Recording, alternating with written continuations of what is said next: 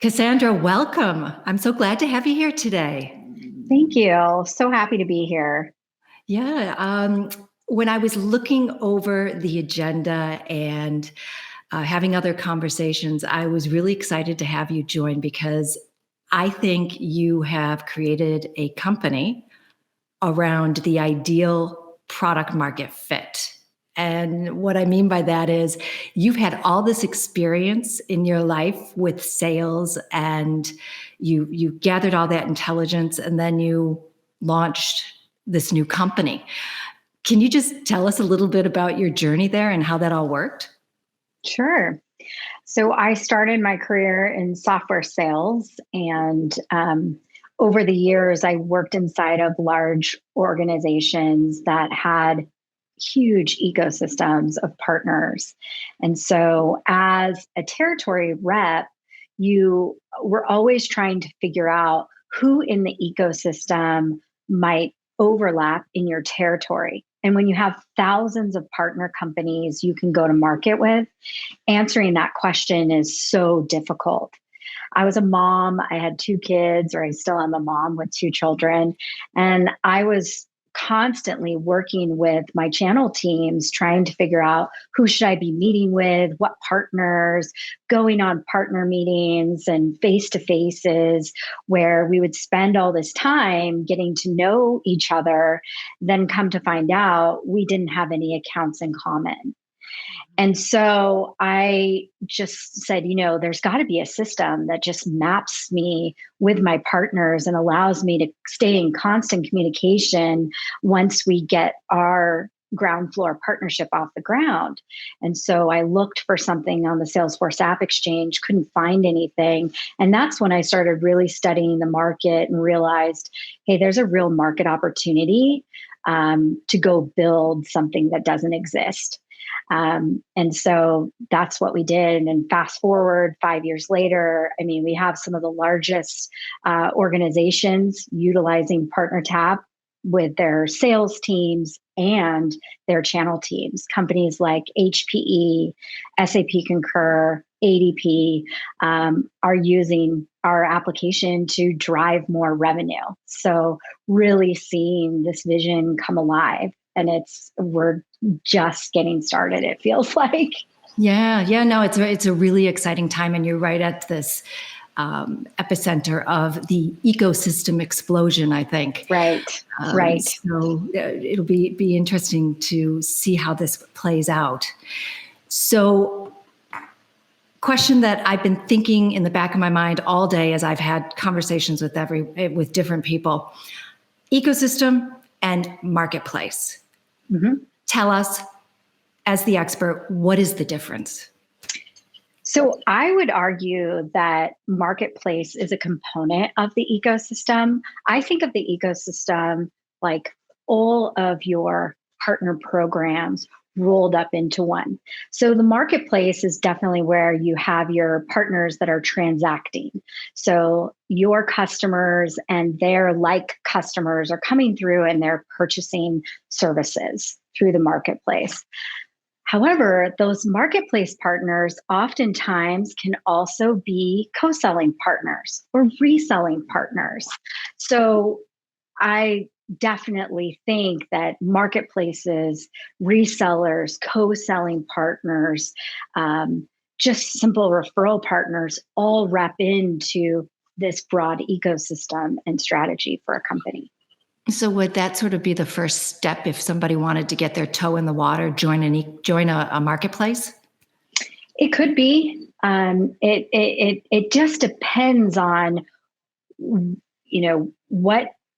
how you see yourself providing value or getting value from this partnership. So marketplace definitely could be the first start. However, you have to have a technology that has an integration together in order to transact. A lot of partnerships start out where they don't have an integration. And so you would start as a different type of partner. Maybe it's a referral partnership. Maybe you're reselling a partner's technology. So it just really depends on what what value you're going to provide the partner and what they're going to provide you and where you're at in your company's journey. Yeah, really getting that individual, but then joint proposition put together before you even decide, where do we Correct. then scale it? Correct. Okay. Correct. Okay. You mentioned selling, co-selling. These are terms that are probably new to some of the people who are listening in today. Sounds like as we move to ecosystems and marketplaces evolve, there's going to be a lot of new skills required in the market. Any that you've seen that are especially needed and, maybe we have a deficit in or they haven't quite evolved yet? What's your take on that? So I think as ecosystems evolve, what we're seeing is there's a lot of trust that needs to happen between these partners. Typically, in a large ecosystem, you are going to be a partner that also has competitors partnering with this larger partner potentially. So, how do you build trust with that big partner that gets you to the front of the list? And so it's difficult. And at the end of the day, there's humans behind these partnerships, not just companies, it's humans. So, how do you, Leahanne, and I work well together? How do we together build trust? And then how do we bring that down to the field if we truly are co-selling where sales teams are involved in transactions? How do we get that trust down to the field? And it's a big shift for organizations and partner teams to really evangelize the value of partners. Sales teams, I hear this all the time, are very coin operated. And so depending on where they can make the best commission, that's what they're going to do. And there has to be a shift in thinking where, listen, I might lose a deal by bringing a partner into it, but I'm going to gain more because now that partner is going to bring me into more opportunities. So it is a big shift for companies, especially with an ecosystem strategy, to from the top down have that trust built and go all the way down to the field. When I dissect the sale process into deployment and then post, obviously who's going to go prime is a trust issue. Mm-hmm. And I understand that the more conversation up front around dividing that proposition, as you said, but also probably, terms and conditions, who gets what piece of the money and where, very right. Nitty gritty things, who is supposed to do what afterward. But then that would probably also get into areas where we're deploying together and quality comes into play. Is your Absolutely. Understanding of quality delivery the same as mine?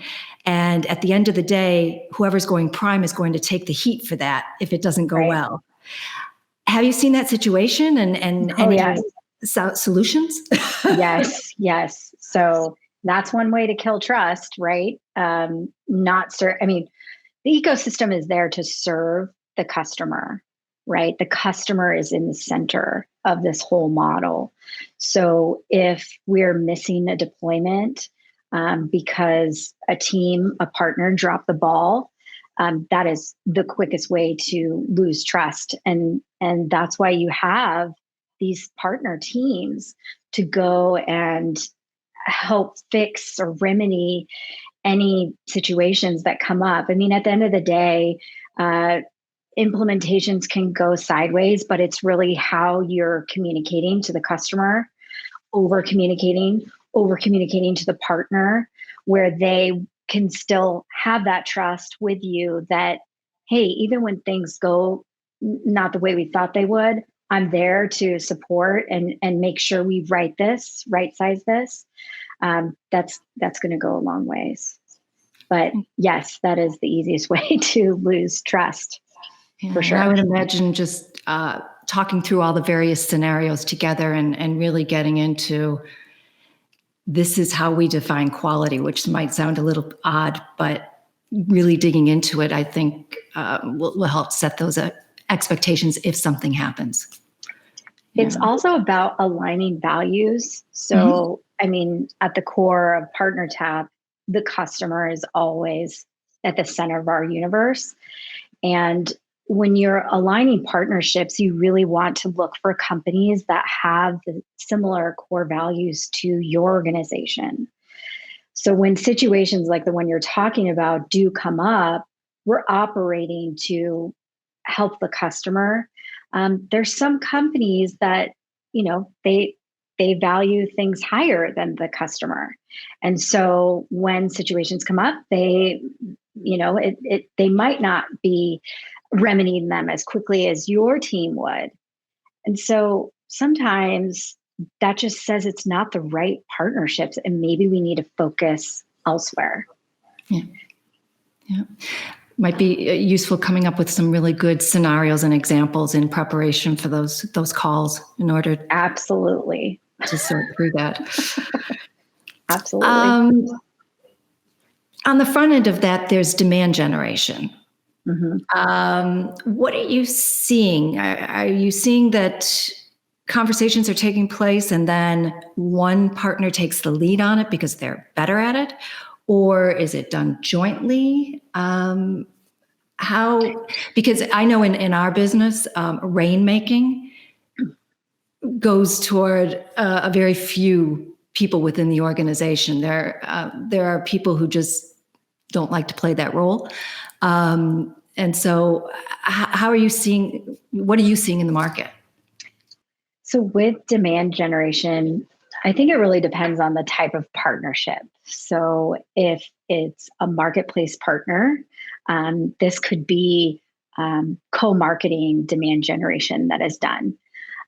If this is a reseller partner, this could be demand gen that is done by the reseller, but is compensated by the vendor.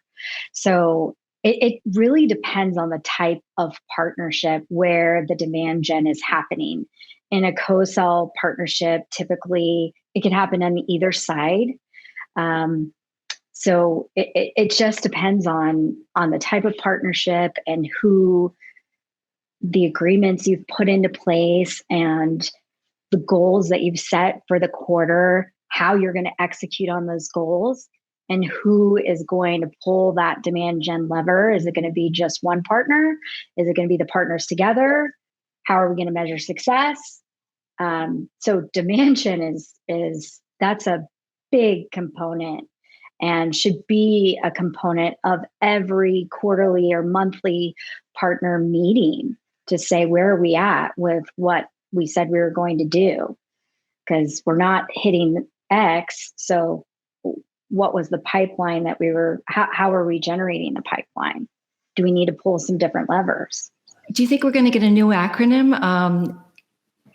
EQLs, I guess they'd be called, Ecosystem Qualified Leads. I think we already have it. There's a lot of companies with that acronym now.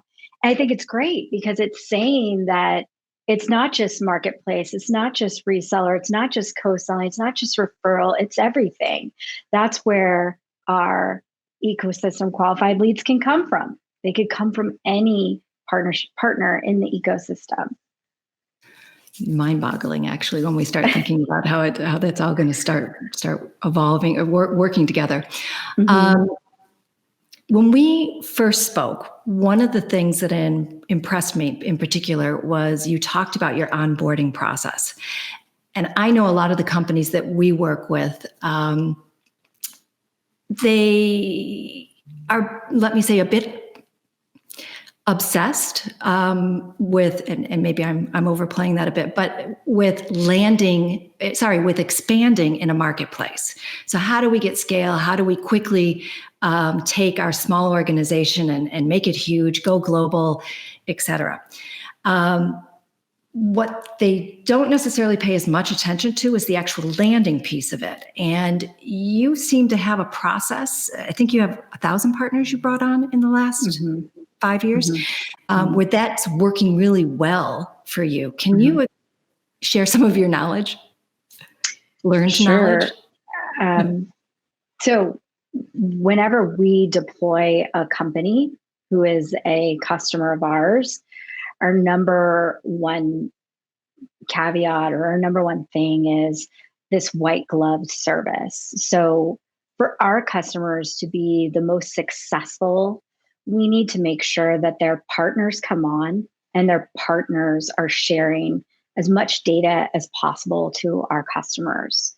So we've built a very flexible technology that syncs with a multitude of CRM systems.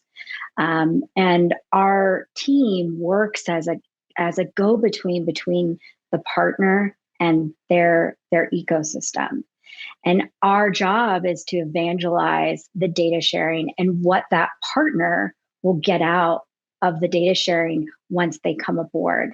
Because this is a give to get when you're talking about data sharing.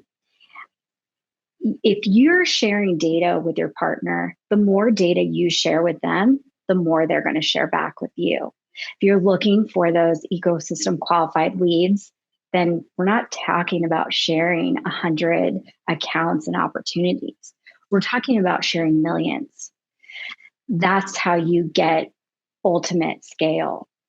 I have a really good story about a company that was a learning management system company. Their name is Absorb.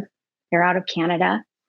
And they were looking to be the number one marketplace co-selling partner of ADP's. They had a huge hill to climb in order to do that because they were the unknown company and they were in an ecosystem with partners in the LMS category that had been there for years. The sales teams knew the partners, the channel teams knew the partners, the executives knew these partners. So to come in and be able to go from an unknown to the top LMS partner in 12 months took a lot of what I would call hustle, but they did something interesting with PartnerTap and ADP.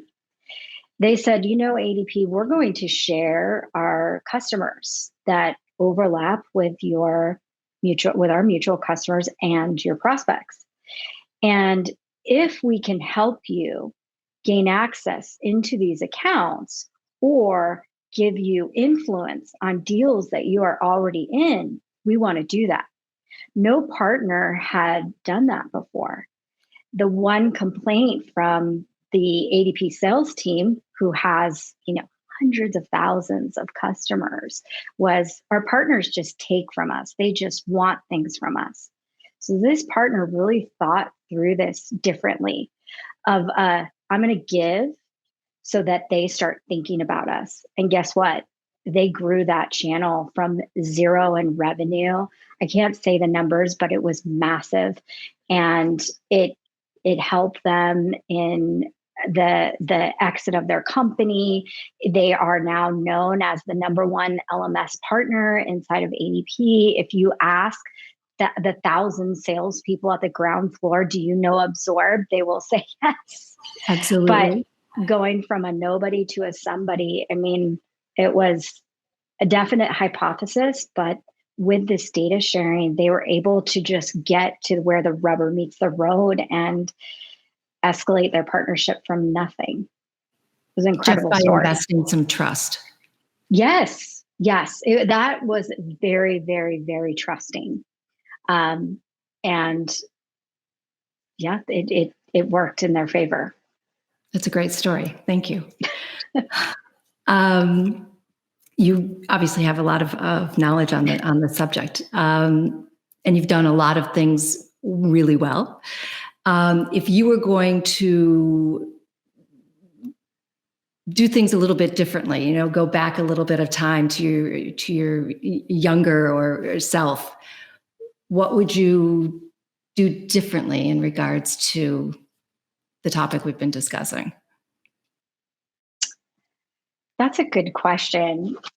It's so hindsight is 2020. It's so easy to look back and say, "Oh, I would have done this, this, and this." I think we did a lot of things correct. I think one of the things that we could have sped up on um, was listening harder to the customers that were telling us exactly what would help them drive more revenue in their business. So it's so easy early on to build technology, as yourself being the expert of what the market needs, but really it's that customer validation, and your customers can pull you in all these directions. I need this software to do this, I need it to do that. What we ended up, it was probably about 2.5 years in, where we just really drew this line and said, you know what? We are only going to prioritize features where this will help the customer drive revenue. Um, and had we started with that, I think, 5 years out, our system would be so much better. I think our system is amazing, but I think that is the one thing that it did take a couple of years in to really go, okay, wait, we can go in all these directions, and um, we can build a process improvement application. But really, what the channel needs and what the ecosystem needs is an application that is going to help them drive revenue and help them uncover all of those hidden opportunities that they aren't seeing today. So that was a shift in our company. It's interesting because I've been in this business a long time, and we've been having that conversation for eons, about listen to the customer first, but actually putting that into practice is done so rarely. Mm-hmm. I think that's really excellent advice, because what I've really heard today is, if we take old problems Yes. to the new ecosystem, then it's just going to fail. Right. Right. You're never going to move the needle at all. Right. Um, Before we wrap up, and I know you're going to join us on the roundtable discussion, so I'm really looking forward to that. Given the channel as it exists today, or has existed over time, are there any activities or traits or things that are very common in the traditional channel that you think just have to be thrown out the window if we're going to be successful here? Well, what we're seeing is the companies we're working with are changing their partnership agreements. So data sharing is something that's happened forever. People have been passing spreadsheets to understand, where do you have customers? Where do I have customers? Where do we align? How do we get our sales teams together? But it's kind of done under the radar. And so to really drive revenue, we know companies are going, okay, we need to open the kimono now. Data sharing is going to happen. But we also need that trust and transparency with our partners to say, this is the way that we're going to market. And if you want to partner with us, you're going to allow data sharing. So we're seeing a lot of contract changes. In some of the companies that have just been around forever, just being on the cusp of this big change. So we're seeing that. And the other thing I'll say is that because an ecosystem strategy is not these silos anymore. I mean, we've got the marketplace teams potentially. We have your traditional channel team. We have your traditional referral and co-sell. The partner actually can span all of these channels. And so the leaders inside of these that are running these partnerships actually need to be more collaborative and work together. And oftentimes they were competing against each other. But with a true ecosystem strategy that is going to drive exponential revenue, we need these teams to partner together to utilize the data that they're all receiving to do just that, drive revenue. So I think that's going to be a big change that we'll see in the future. So we've gone into so many companies where the channel teams globally just are not connected. They're managing the same partners, but they're not talking to each other. So in this new world, we really need to see the teams coming together with a global partner plan that's executed and discussed across teams. I can give an example of, we have software companies where they'll have a marketplace deployment, and they'll have a alliances deployment. Oh, yes. The teams manage the same partner contacts. They share different sets of data, but they could gain so many more insights if they actually collaborated. So I don't know how to help teams move forward. I mean, as the third party, our team works to get the teams to even jump on calls together. But for some reason, there's just this is, the objective I'm going after with this partnership, and this is my objective.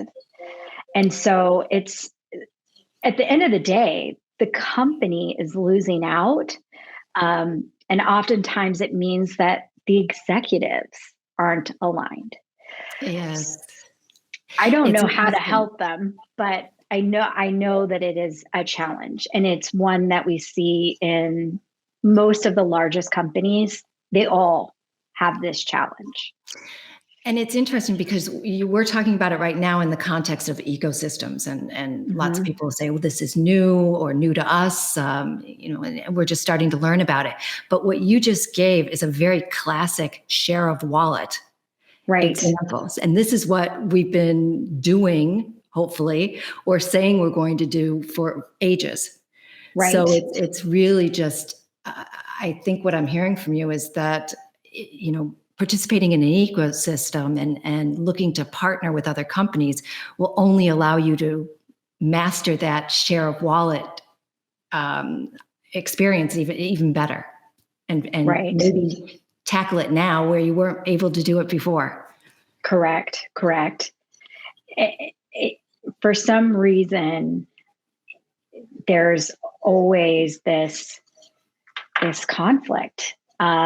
In all the large companies that we are deployed in, we see it, and we know that it will stunt the growth.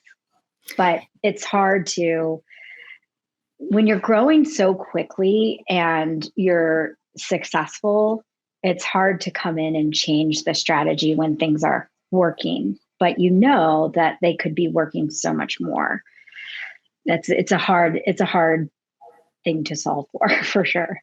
Don't broke if it ain't fixed. Right. Don't fix it if it ain't broke. Right. We're still generating tons of revenue. We're, have high growth in comparison to other ecosystems. So it's not something our technology can solve for. The people component of the teams working together. We can solve it for teams working across companies, but that internal solve is where the shift needs to happen for sure. Really interesting. Thank you. Great insights. Really, roll up your sleeves. Advice and learnings, and I think that's something that our audience is really going to appreciate hearing from you. I know I did. Thank Um, you. so thank you very much, and I look forward to talking to you a little bit later. I do Again. too. Thanks so much, Leanne.